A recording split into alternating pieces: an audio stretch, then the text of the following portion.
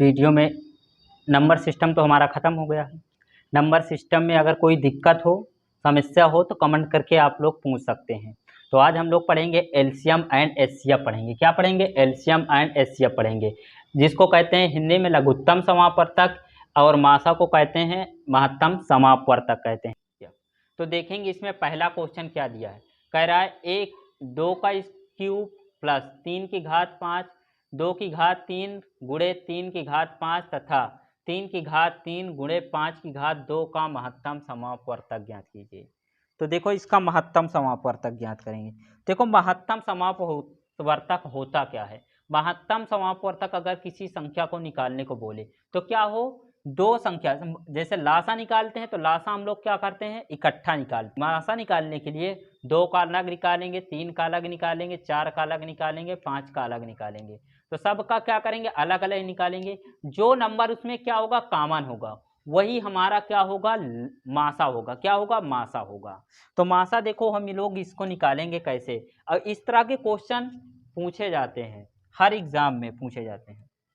तो देखो इसका मासा कैसे निकालेंगे।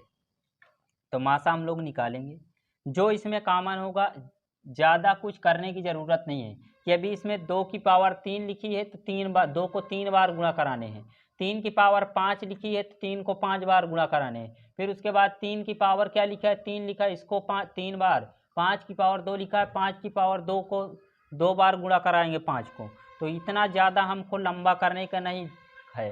देखेंगे इसको कैसे करेंगे। 3 की पावर 2 की पावर 3 लिखी है इंटू 3 की पावर 5 लिखी है बराबर, और क्या कह रहा है, 3 की पावर 3 इंटू 3 5 की पावर क्या लिखी है, 2 लिखा है। क्या लिखा है, 2 लिखा है, यही लिखा है। अब इसमें देखो क्या करेंगे, अब इन्हीं को हल कर लेंगे, जो इसमें कॉमन मिलेगा वही हमारा क्या हो जाएगा आंसर। 2 कितने बार लिखा है, 3 बार लिखा है, 2 गुणे 2 गुणे 3 लिखा है, 2 लिखा है। ये भी करने की ज़रूरत नहीं है। तो देखो हम इसको क्या कर लेंगे, 2 की पावर 3 लिखा है, 2 की पावर 3 को उसी प्रकार लिखेंगे। गुणा लिखा है, 3 की पावर हम लोग 3 लिख सकते हैं, गुणे लिख सकते हैं, 3 की पावर 2 लिख सकते हैं। क्योंकि आप लोग कक्षा 7 में पढ़े होंगे, जब घात अलग अलग होती है और गुणे में घातें क्या होती हैं, जुड़ जाती हैं। घात बराबर आधार बराबर घात अलग अलग, तो गुणे में घातों को क्या कर लेते थे, जोड़ लेते थे। कक्षा 7 में हम लोग पढ़े होंगे आप लोग, जब घात क्या हो, अलग अलग, और आधार क्या हो, बराबर हो। घात कुछ भी हो सकती है और आधार क्या हो, हमारे बराबर हो, तो गुणे में घातों को क्या कर लेते थे, जोड़ लेते थे। और जब आधार बराबर भाग जब होता था, आधार बराबर और घात अलग अलग भाग में के लिए बात बता रहा हूँ। घात क्या हो, आधार क्या हो, अलग अलग हो, और घात क्या हो, सेम हो, आधार सेम हो और घात अलग अलग हो। क्या हो, आधार सेम और घात अलग अलग, तो भाग में क्या कर लेते थे, घातों को घटा लेते थे, और गुणे में क्या करते, आधार सेम घात अलग अलग, तो घातों को क्या कर लेते थे, जोड़ लेते थे। तो हम लोग इसको ऐसे लिख लिए, क्या लिख लिए, 3 की घात 3 गुणे 3 की घात 2 लिख लीजिए। अगर हम ये 3 की घात 5 के रूप में बनाना चाहे तो इसको बना सकते हैं। आधार क्या है, सेम है, तो इसको एक बार लिखेंगे। घात कितनी है, 3 है, 1 की 2 है, तो 3 2 कितना हो जाएगा, 5 हो जाएगा। बन जाएगा कि नहीं, ये बन जाएगा। अब देखो दूसरा क्या करें, इसको देखेंगे। 3 की घात 3 लिखी है, 3 की घात 3 को उसी प्रकार लिखो। 5 की घात 2 है, 5 की घात 2 को उसी प्रकार लिखो। अब देखो इसमें कॉमन क्या मिल रहा है, कॉमन दोनों में मिल क्या रहा है। 2 की घात 3 ऊपर है, 2 की घात 3 तो है नहीं नीचे। 2 की घात 3 की घात 3 ऊपर है, 3 की घात नीचे भी है, क्या 3 की घात 3 क्या है, नीचे है। तो यही दोनों क्या हो रहे हैं, हमारे कॉमन हो रहे हैं। और 3 की घात 2 ऊपर है, 3 की घात 2 नीचे है नहीं है। 5 की घात 2 नीचे है, ऊपर है नहीं है, तो ये हमारे क्या हो जाएंगे, वैसे ही इसको लिखा रहने दो। और हमारा आंसर क्या होगा, यही होगा। क्या होगा, 3 की घात 3 होगा। 3 की घात 3 हमारा कौन सा आंसर है, ये वाला, option number D. Option number D हमारा क्या हो जाएगा, आंसर सही हो जाएगा। ऑप्शन नंबर कौन सा सही होगा, ऑप्शन नंबर डी आंसर इसका होगा। तो इसी प्रकार हम लोग मासा निकालेंगे, महत्तम समापवर्तक। जो इसमें कॉमन मिलेगा वही हमारा क्या हो जाएगा, महत्तम समापवर्तक हो जाएगा।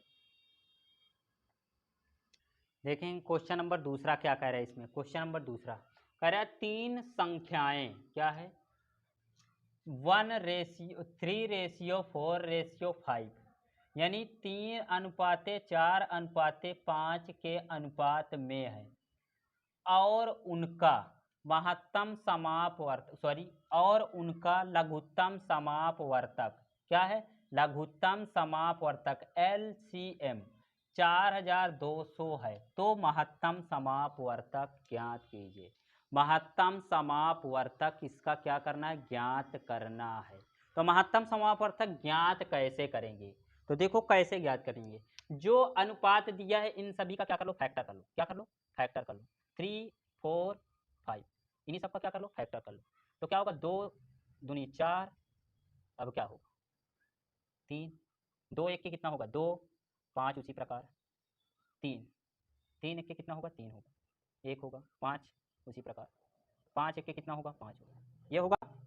अब देखो इसको कैसे करेंगे गुणा कराओ इसको 2 दूनी 4 4 3 12 12 5 60 आया कितना एलसीएम 60 आया। कितना आया एलसीएम कितना आया 60 आया।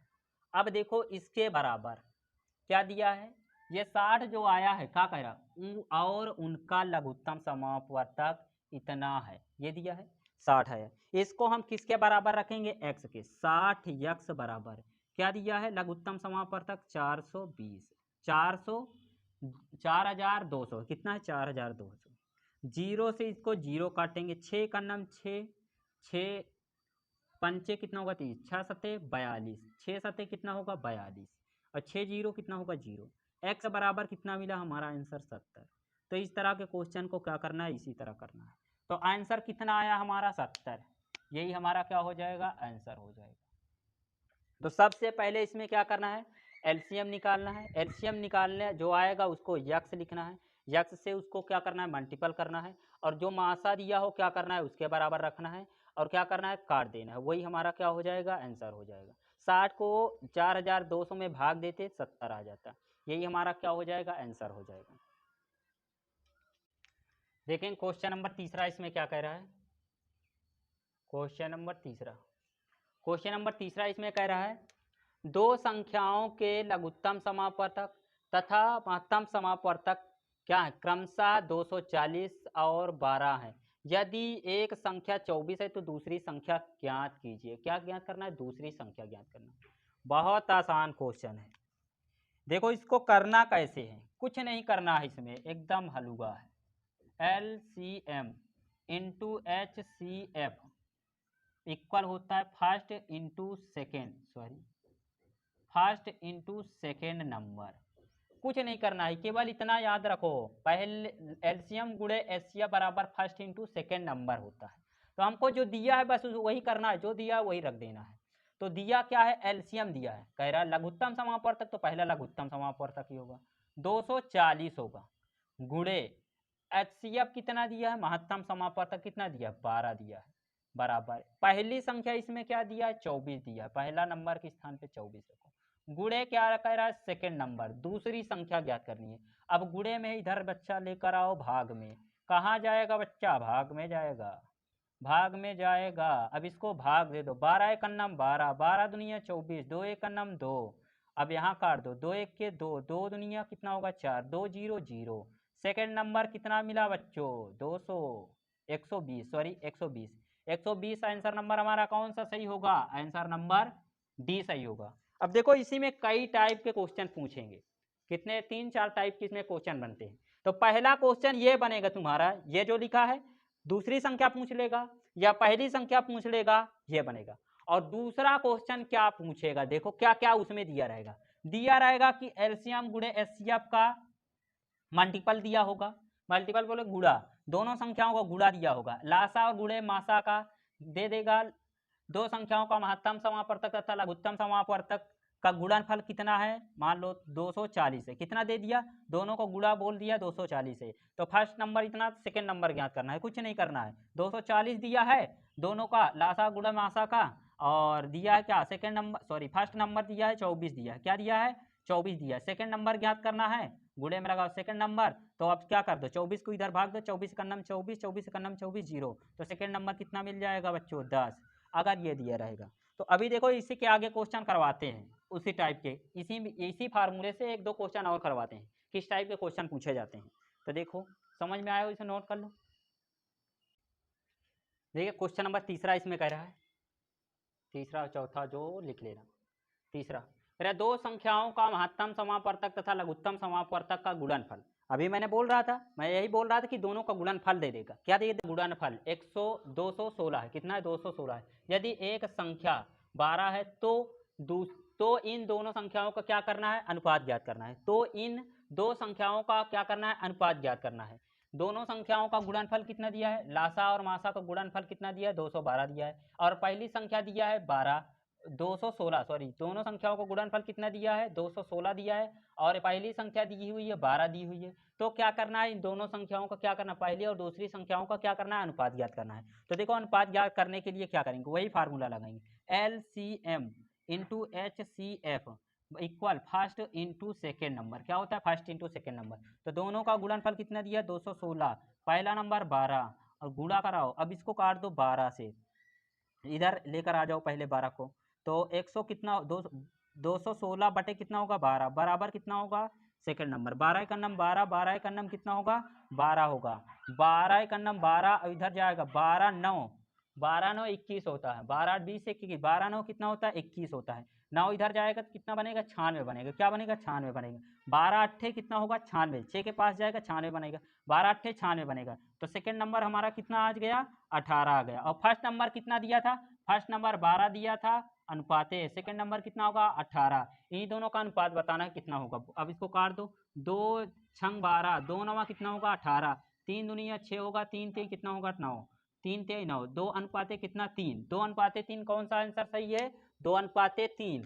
ऑप्शन नंबर क्या होगा? डी। ऑप्शन नंबर डी हमारा क्या हो जाएगा? सही होगा। तो देखो इसको कैसे किए हम लोग। पहले कह रहा है कि दो संख्याओं का लघुत्तम तथा महत्तम समापवर्तक 216 है। क्या है? दोनों संख्याओं का महत्तम और लघुत्तम समापवर्तक कितना दिया है? 216 दिया है। दो संख्याओं का लघुत्तम महत्तम समापवर्तक कितना है? गुणनफल 216 है। तो कह रहा है एक संख्या क्या है? 12 है। तो क्या करना है? दोनों संख्याओं का अनुपात ज्ञात करना है। तो उसके लिए हमको फार्मूला एक याद होना चाहिए, रामबाण फार्मूले। क्या कह रहा है? एलसीएम इंटू HCF बराबर फर्स्ट इंटू सेकेंड नंबर। तो दोनों का गुणनफल दिया है, क्या गुणनफल बोला है, तो दोनों का गुणनफल कितना है? 216 है, 216 लिख लिए। अब क्या करना है? फर्स्ट नंबर कितना दिया था? 12 दिया था। सेकंड नंबर ज्ञात करना था, सेकंड नंबर ज्ञात कर लिए। तो सेकंड नंबर ज्ञात करने के लिए 12 को इधर भेज दो, तो कितना हो जाएगा? 216 बटे 12। 12 का नंबर कितना हुआ? 12 हुआ। 12 का नंबर कितना हुआ? 12। 12 9 कितना होता है? 21। 12 9 कितना होता है? 21। 21 6 के पास क्या जाएगा? 9 जाएगा तो कितना बनेगा? 96 बनेगा। एक 6 के पास 9 जाएगा तो कितना? इधर से हाथ से 9 बढ़ा तो इधर 6 के पास जाएगा, कितना बचेगा? हो जाएगा सॉरी, हो जाएगा 96 हो जाएगा। कितना 6 के पास जाएगा? 96 हो जाएगा। तो 12 का नंबर 12, 12 8 96। तो सेकंड नंबर कितना मिला? 18 मिला। अब दोनों को कह रहा है अनुपात, फर्स्ट और सेकंड नंबर का। फर्स्ट नंबर क्या है हमारा? 12 है, और सेकंड नंबर कितना है? 18 है। तो दोनों का क्या कर दिया? अनुपात पूछा है तो अनुपाते लगा दिए। 12 अनुपाते क्या? 18 लिख लिए। अब इसको करते 2 छंगे 12, दोनों 18, और 2 तेई 6, सॉरी 3 दुनिया 6, 3 तेई कितना हुआ? 9। 2 अनुपाते कितना हुआ?